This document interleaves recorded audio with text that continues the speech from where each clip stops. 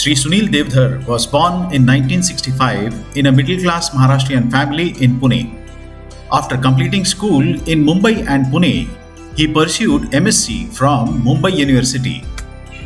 Inspired by the biographies of Chhatrapati Shivaji Maharaj, Swami Vivekananda, Dr. Babasaheb Ambedkar, Swatantra Veer Savarkar, and Dr. K.V. Hedgewar, during his young days, he enrolled himself with the Rashtriya Seva Sangh in Mumbai. Within a few years of joining RSS, he was so influenced by its nationalist views that he decided to work as a pracharak, a full-time volunteer devoted to promotion of the RSS ideology. He joined the Bharatiya Janata Party in 2010. It was in the 2014 Lok Sabha elections he got the golden opportunity to serve the party and the nation.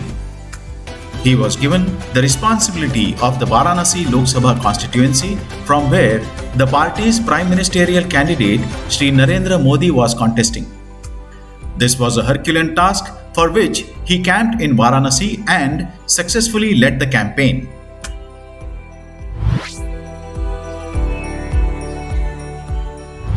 एक gazetted officer और एक school college में principal, ऐसे पति पत्नी का बेटा, ऐसे 3 लोगों का परिवार, और घर में चोरियां होने लगी। और फिर एक बार चोरियां होने के बाद सबसे पहले नौकरानी पर शक करके देख लिया, बाद में ड्राइवर पर शक करके देख लिया। बेचारे गरीब थे इसलिए टारगेट बन गए, लेकिन फिर भी चोरियां नहीं रुकी। तब ट्रैप करके चोर को पकड़ा तो उनका बेटा ही चोर निकला। दोनों शौक में आ गए, इकलौता बेटा, क्या कमी है, क्यों ये पैसे चुराता है। माँ ने एक कोरा कागज उसके सामने टेबल पे रखा, पिता ने उसको एक कलम हाथ में पकड़ाई और माँ बाप ने कहा बेटे को 100 बार लिखो, मैं चोरी नहीं करूँगा, मैं चोरी नहीं करूँगा।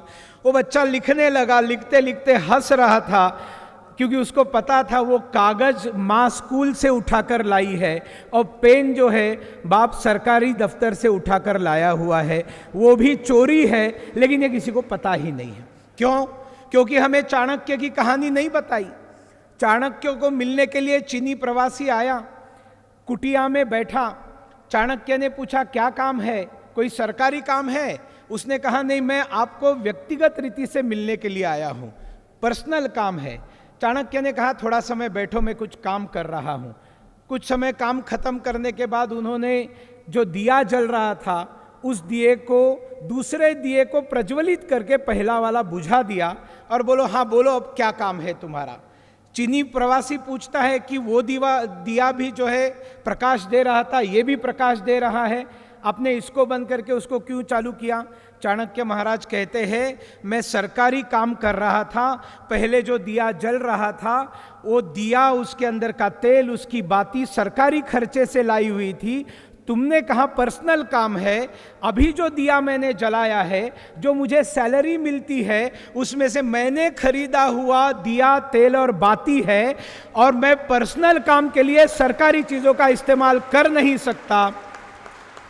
तालियां बजाने वाले साथियों, अगर आपको ये कहानी शिक्षा पद्धति से सिखाई गई होती तो आज बच्चों की हाथ से सरकारी और बाकी जगह से इतनी बड़ी चोरियां नहीं होती।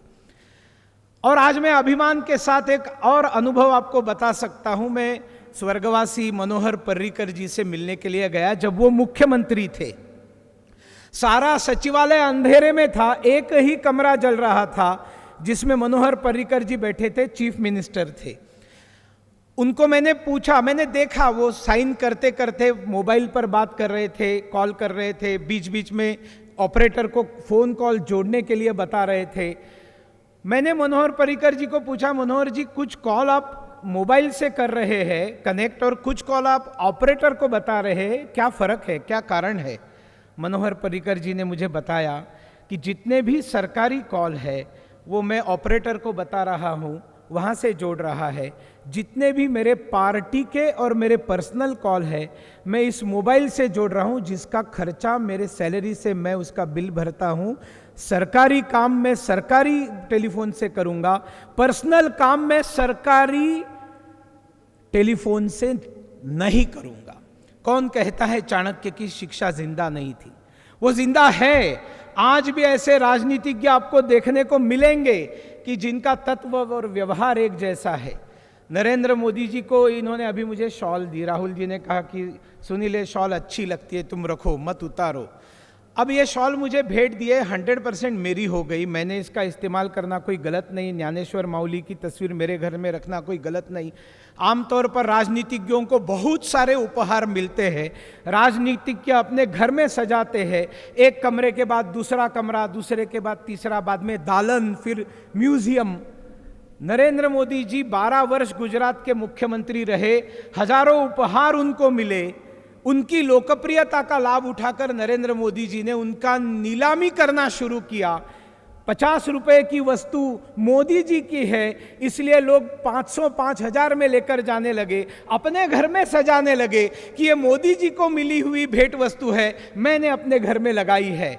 12 साल मुख्यमंत्री रहते हुए अपने मिले हुए गिफ्ट आइटम्स की नीलामी करके प्रधानमंत्री नरेंद्र मोदी जी जो उस समय मुख्यमंत्री थे, उन्होंने 300 करोड़ रुपए जमा किए। मैं कहता हूं ये 300 करोड़ उनके निजी थे, पर्सनल थे, लेकिन उन्होंने गुजरात की दलित और आदिवासी बच्चियों की शिक्षा के लिए वो 300 करोड़ रुपया दे डाले।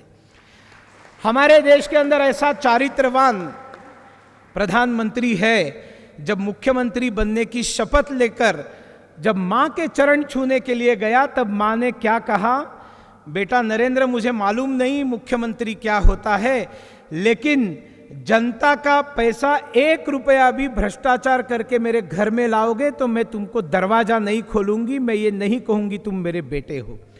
आजीवन गरीबी में रही, बर्तन मांजे, कपड़े धोए लोगों के, लेकिन बेटा मुख्यमंत्री बनने के बाद वो ये नहीं कहती है कि अब बटोर लो जितना बटोरना है।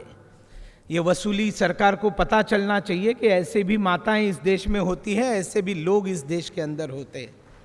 साथियों, ऐसा प्रधानमंत्री जब देश को मिलता है, तब हम लोगों को इस भारत को एक ऊंचे दर्जे का ट्रीटमेंट सारी दुनिया देते हुए हम देखते हैं। प्रधानमंत्री पद होता है, पद से कुर्सी को महत्व नहीं होता है, उस पर बैठे हुए व्यक्ति से उस कुर्सी का महत्व होता है।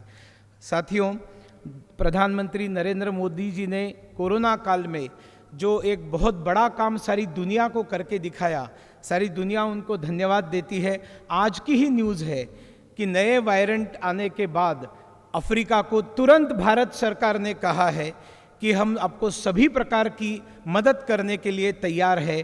और उसके ऊपर एक बहुत बड़े पर्यावरण प्रेमी जिसके कई मिलियन फॉलोअर्स है, उसने आज सुबह ट्वीट किया कि ये कितने बड़े हृदय के लोगों का देश है, कितने बड़े अच्छे लोगों का देश है। तो उसको मैंने QRT करके एक ही लाइन लिखी, वसुधैव कुटुंबकम। ये भारतवर्ष सारे विश्व को एक परिवार मानता है। और आज जिन संत ज्ञानेश्वर जी के नाम से और संत तुकाराम जी के नाम से हम लोग एकत्रित होते रहे हैं, नेवासा के एक छोटे से देहात में एक कम उम्र का एक छोटा सा बालक जब कल्पना करता है, गीता बताता है, उसके बाद में जब पसायदान प्रसाद मांगता है, तब जो पसायदान जिसको हम कहते हैं, वास्तविक में कराड़ साहब, अगर दुनिया का कोई एक कॉन्स्टिट्यूशन बनाने का अगर तय होता है कि सारी दुनिया का एक संविधान बनना चाहिए, तो वो ज्ञानेश्वरी का पसायदान पर्याप्त है, उसके अलावा किसी चीज़ की आवश्यकता नहीं है। और इसलिए ये विश्व स्वधर्म सूर्य पाहो जो है, इसका कार्य आप कर रहे हैं। मैं आपको बहुत बहुत बधाई देता हूँ, अभिनंदन करता हूँ और आप सब लोगों की विदा लेता हूँ। भारत माता की जय, वंदे मातरम, जय हिंद।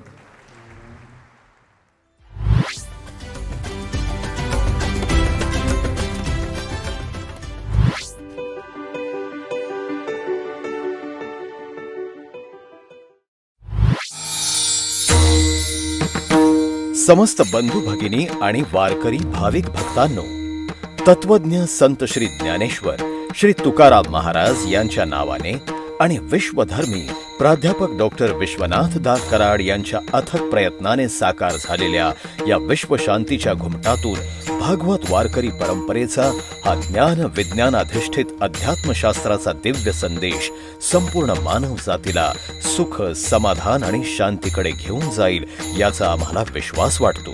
जगभरातील मान्यवरांनी गौरवलेला हा विश्व शांतीचा घुमट लवकरच जगातील एक आश्चर्य म्हणून ओळखला जाईल आणि भारताला विश्वगुरू म्हणून मान्यता प्राप्त करून देईल अशी आमची प्रांजळ भावना आहे.